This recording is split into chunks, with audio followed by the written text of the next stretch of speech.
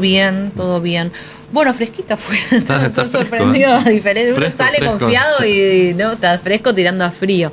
El viento, hay un vientito bastante importante. Se siente. Bueno, empezamos primero por algo que pasó en las últimas horas que tiene que ver con una decisión de haber destituido a la fiscal, o ahora sería la ex fiscal de Santo Tomé.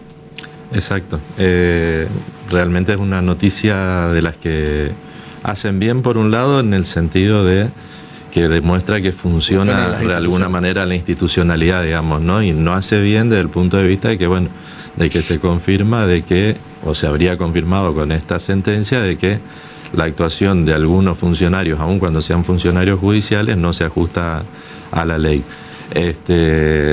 Una vez más, Santo Tomé, recordemos que Santo Tomé fue el lugar donde también ya se destituyeron 2 jueces por el mismo procedimiento. El jurado de enjuiciamiento procedió a destituir a una fiscal. Para que la gente lo recuerde, lo entiendan, el jurado de enjuiciamiento es el órgano que es mixto en cuanto a su composición, digamos, porque lo integran representantes del Poder Judicial, del Superior Tribunal de Justicia, del Colegio de Magistrados, del Colegio de Abogados, de la Facultad de Derecho, de la Cámara de Diputados y de la Cámara de Senadores, que tienen como función juzgar a aquellos magistrados y funcionarios que estuvieran imputados, investigados por el posible incumplimiento de sus deberes, ¿no? Y bueno, luego de un juicio que es muy parecido a los juicios que vemos por la tele, penales, digamos, donde está el tribunal, la fiscalía que hace la acusación, en este caso lo hizo el doctor Sotelo, y la defensa, que la ejerció un abogado particular, se llegó a la sentencia de destitución. Santo, por casualidad es que hay tantos casos de acusaciones de mal desempeño y destituciones a funcionarios judiciales en Santo Tomé, o... La verdad que no... ¿3 dijo con esto? Claro, exactamente. Ya hubo 2 jueces vinculados, si recuerdan, a los casos de amparos por diferencias de haberes de personal de las distintas fuerzas de seguridad nacionales, donde actuando con incompetencia, usando una incompetencia, es decir, no tenían facultades para poder resolver ese tipo de conflictos, usaban una previsión del Código Procesal Civil que determina que un juez, aún siendo incompetente, puede resolver una medida cautelar, y ordenaban en ese caso el pago de diferencias de haberes, de jubilaciones a personal que ya había salido de las fuerzas, ¿no? Generó una industria del juicio tal que hizo que de todo el país venían a demandar en Santo Tomé, de los más diversos lugares del país, con distintas justificaciones, razones generalmente no reales, y sobre esa base el juzgado intervenía y decretaba las medidas cautelares. Hubo abogados involucrados y demás. Esto es en el tiempo, es decir, en los últimos, calculo, 10 años habrá sido estos 3 fenómenos, pero es llamativo, digamos, la concurrencia en el mismo lugar, ¿no? Bueno, fallos novedosos. Hoy tenemos consultorio laboral. Consultorio laboral. Las preguntas que tengan que ver en este sentido, como siempre, las pasan con algunos datos. No cuestiones particulares, sino más bien generales, porque bueno, las cuestiones particulares sin duda requieren, digamos, que se sepa bien cuál es la situación antes de darle algún consejo. Pero empezamos primero con algunos fallos novedosos y habilitamos ya el mensajero para que puedan dejar sus consultas. Consultorio laboral hoy. Primer fallo novedoso: el que omite paga. ¿Cómo es esto? Es una situación bastante interesante, digamos, que se está planteando cada vez más en los tribunales, que tiene que ver con los ambientes de trabajo hostiles, es decir, lugares de trabajo, empresas, oficinas, donde hay un clima laboral raro, violento, tenso, que de por sí, digamos, no genera, el clima laboral no genera, digamos, así una determinada responsabilidad, pero cuando eso se verifica sobre una persona en particular, puede dar lugar justamente incluso hasta un despido, ¿no es cierto?, que la persona se considere en situación de despido. En este caso concreto, lo que se planteó es que en esa oficina donde trabajaban, uno de los socios era el acosador acosador en el sentido del maltrato dado a las personas. Cuando uno habla de acosador parece que todo es acoso sexual, pero no necesariamente. No necesariamente es eso. Puede ser tranquilamente. Claro, está el acoso psicológico, el más difícil de acreditar, incluso de comprobar. ¿Por qué? Porque es una subjetividad. El lunes teníamos justamente el miércoles, perdón, tuvimos unas audiencias donde se discutía esta cuestión, ¿no? Y cuando uno le pregunta a los testigos, le cuesta verbalizar, porque es algo que se respira en el ambiente, es algo que se siente. Entonces uno le tiene que terminar preguntando, dame un caso concreto, decime qué expresiones tenía, qué palabras usaba. Y en Corrientes tenemos antecedentes muy, muy duros en ese tema en la Cámara Laboral respecto de la responsabilidad patronal. Bueno, en este caso particular, ¿por qué se titula la nota así? El que omite también es responsable, porque aquel socio, copropietario del negocio, socio de la empresa, socio en la oficina, que aun cuando no hubiera dado ese maltrato, pero omite, es decir, no hace nada mientras el otro lo está haciendo, o lo está haciendo un supervisor, o lo está haciendo un gerente u otra persona de su dependencia, también debe responder, porque acá ya la respuesta no es solo por la indemnización laboral, es por el daño sufrido por la persona, sea psicológico, sea daño moral, ¿no? O sea, el que no hace teniendo posibilidad de hacer, también es responsable. También es responsable. Hay video, pero no hay despido. Es todo un tema porque en Salta concretamente, en una empresa con actividad gastronómica, se filma en un horario poco habitual a un empleado con las cámaras normales de seguridad, digamos, a un empleado que ingresa y retira una pieza de cerdo, de un fiambre de cerdo, otra de queso. Ya habían algunos antecedentes donde también se lo veía retirando eso. Y entonces la patronal decide despedirlo por el supuesto hurto de esos elementos, ¿no? El juzgado rechazó la causal de despido porque no se había de alguna manera autenticado esos videos.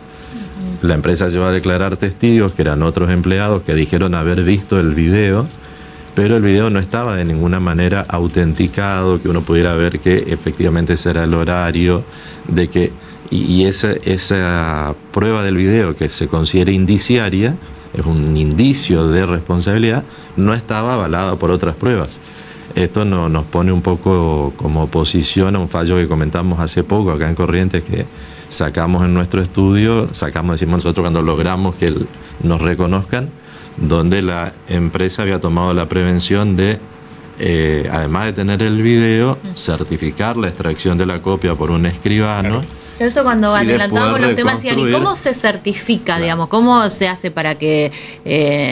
Porque por ahí decíamos que tienen que ser las cámaras homologadas, esas como las de tránsito o un escribano. ¿Cómo sería una manera de certificar? Una manera de certificar es la intervención notarial, esa es la más práctica. Lo que pasa es que por ahí tiene un costo bastante importante para un pyme estar afrontando, además del riesgo del despido, 100, 120 mil, 80 mil pesos, 150 mil, dependiendo de lo que cobre el escribano, de un acta notarial, es un número que lo tiene que pensar. Pero se certifica con una intervención notarial. También podría haber hecho una denuncia por hurto, entonces esa certificación la pide el fiscal cuando pide que se retiren las cámaras, también se obtiene el mismo resultado. En este caso no se había hecho la denuncia de hurto.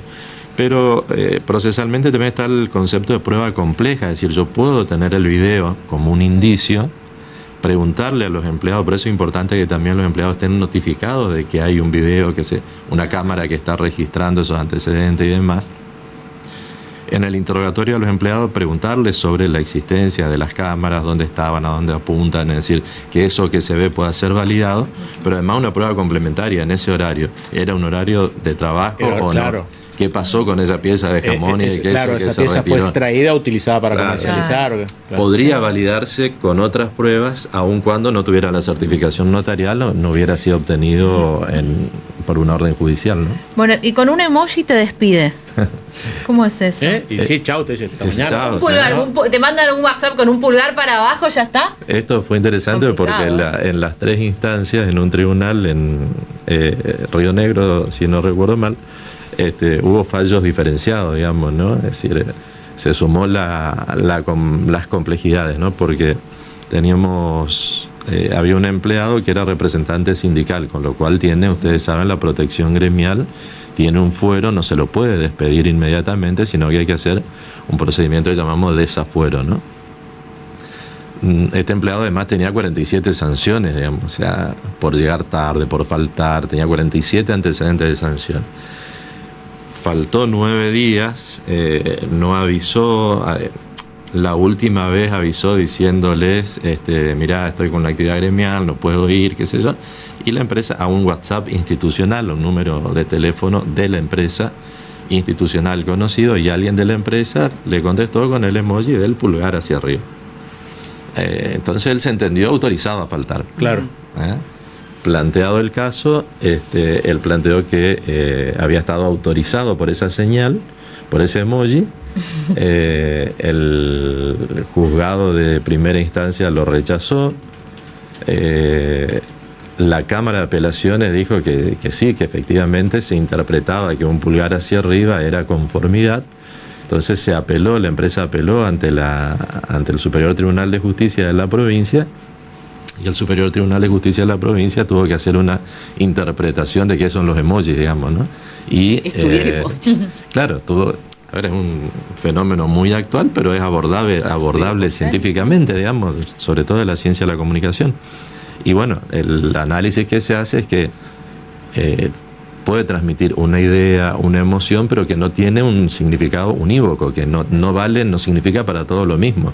Yo te puedo dar un ok con un emoji, con un pulgar hacia arriba, en señal de ok, pero también te lo puedo decir en un tono sarcástico. Seguía haciendo lo mismo, que sí, está te todo leí, bien, pero no implica que te autorice a faltar. Claro, puede tener diferentes interpretaciones. Entonces dice el Superior Tribunal, en este caso, o en cualquier, digamos, por eso son importantes estos fallos de superiores tribunales, porque un poco guían a los demás tribunales.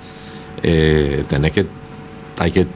derecho laboral es importante que la comunicación sea clara, que la voluntad sea comprendida y comprensible, y que sea fehaciente, ¿no?, la comunicación. Entonces, no es suficiente por la ambigüedad que tiene un emoji, digamos, como para considerar que de esa manera se había admitido. O sea, le dio la razón a la empresa. Le dio la razón a la empresa en este caso. Bueno, ¿tenemos consultorio, Tere? Sí, trabajo en un restaurante, el dueño nos obliga a pagar el faltante de vajilla, sin embargo, en cada ticket se cobra cubierto, panera, etcétera, para renovación de vajilla. Si no pagamos, nos amenaza. Eso es maltrato laboral. ¿Qué se puede hacer? Sí, estamos ante una... Digamos, a ver...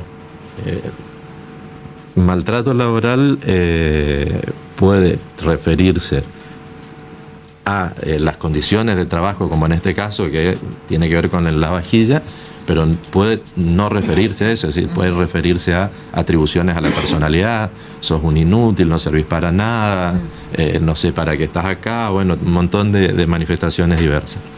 Perfecto. El reclamo por eso puede ser en un tono de maltrato, digamos, decir, mirá, no estás cuidando la vajilla, no contás los tenedores, no contás los cubiertos, y probablemente pueda haber un incumplimiento incluso si el empleado no cumple con esa conducta de cuidado.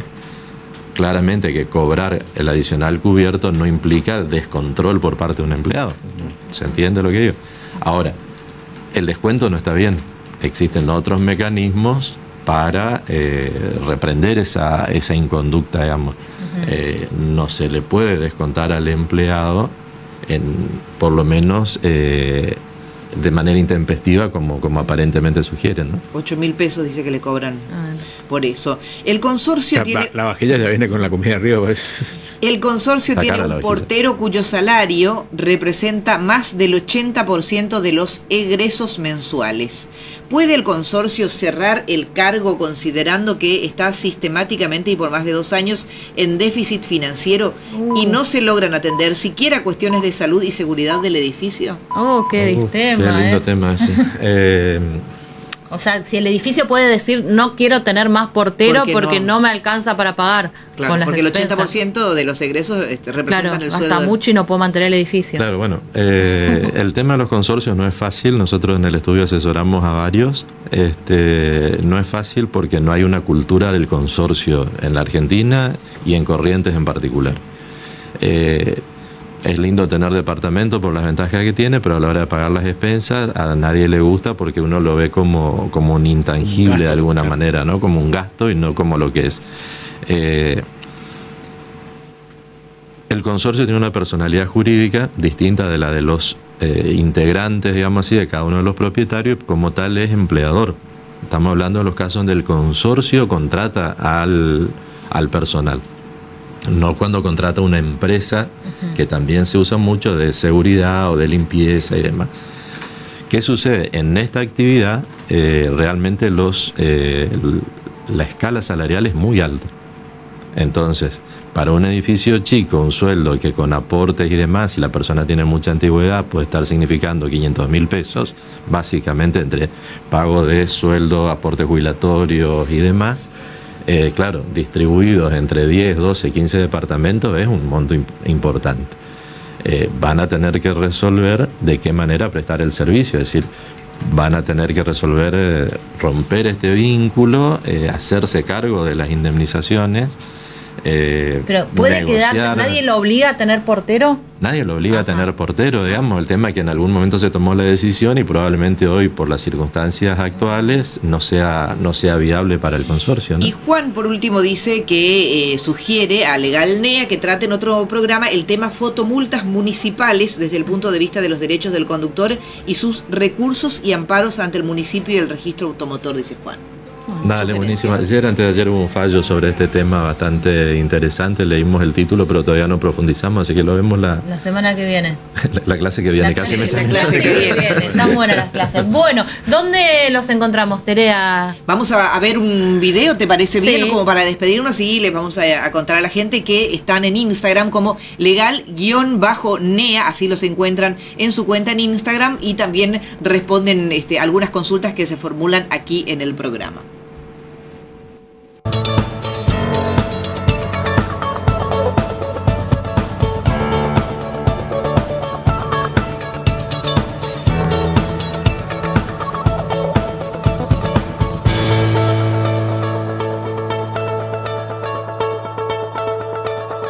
Transmite LT7, Radio Provincia de Corrientes.